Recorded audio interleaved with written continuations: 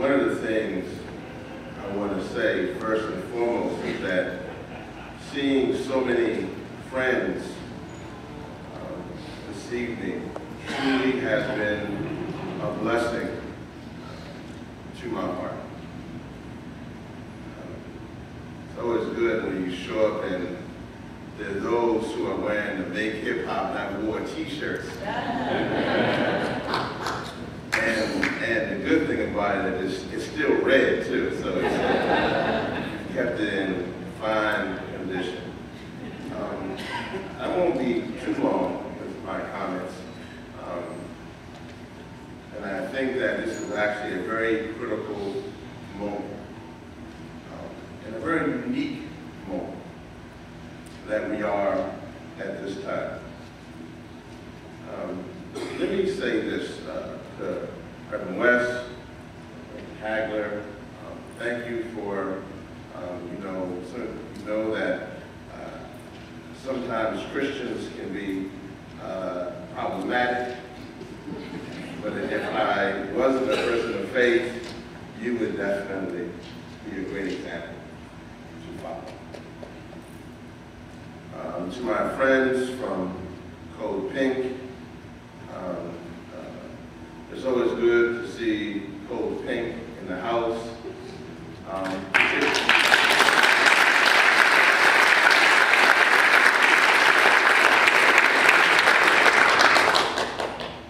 And as long as they're not holding up signs when I'm speaking, I know I'm still okay.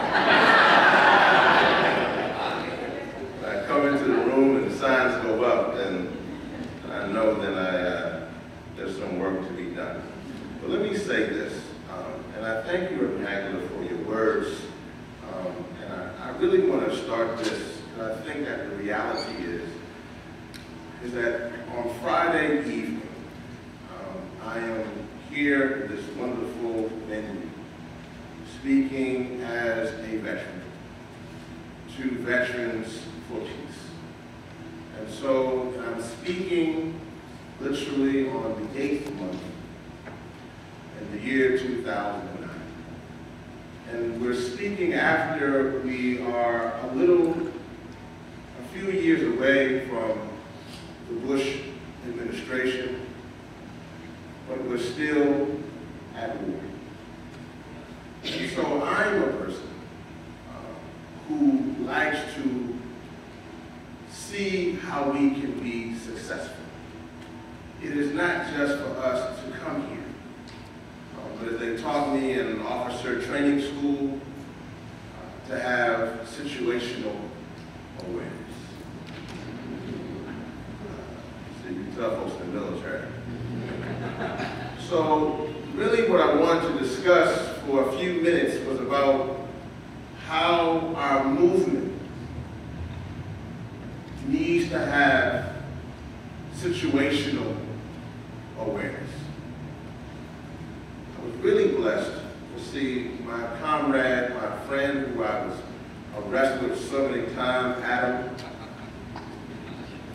and really a dear friend, somebody who was a brother to me, who held me when I was beaten, and used to carry me to these types of rallies and kind of prop me up. Good thing he was a big enough guy, and stick me up at the mic, and then say, "Speak, Rev," and I would speak, and then come in with me, and then.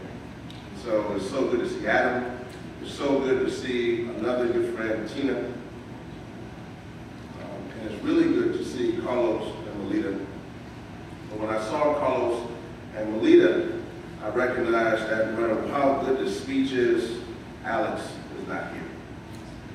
So then the reality of this speech deals with that there are those who we will never bring back because of the atrocities that have been done. So Medea, we have to now have this discussion about what we do 9 years into the 21st century so that we can have peace at some point in the 21st century. So one of the things that I wanted to really discuss today about the situational awareness, really I wanted to comment and start by an email that I read by my good friend Michael McPherson. Michael sent us email this today. I don't know when he sent it. That was maybe earlier, but it was titled, "Now is the time for us to do our best work." And I read that email intently to see what he was talking about, because it's the reality of our movement. Well, I am so happy to see all of you this evening. And while many of you have supported not only Reverend Yearwood and the Hip Hop Caucus, or IAW, which I'm a part of, or so many other things, when I come to a black church in the middle of DC and still don't see that many black people, then we must still ask ourselves or deal with situational awareness. We must ask ourselves that how do we not have the whole world knocking down our doors, coming in here to fight for peace, black, brown, red, yellow, male, female, straight, gay, theist, atheist. It does not matter if you are human.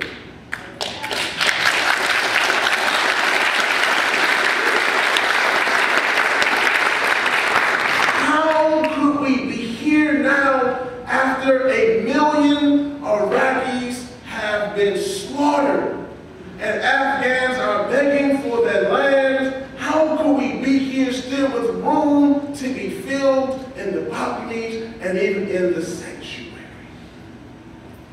It's time for our movement to have situational awareness. And let me just say how I stand here. It's important to know the context, because I've been busy working. Liz Hampstead is here, from the Hip Hop Caucus, one of the organizers, VPs. I love the Hip Hop Caucus. The Hip Hop Caucus now has grown to almost 700,000 young people across the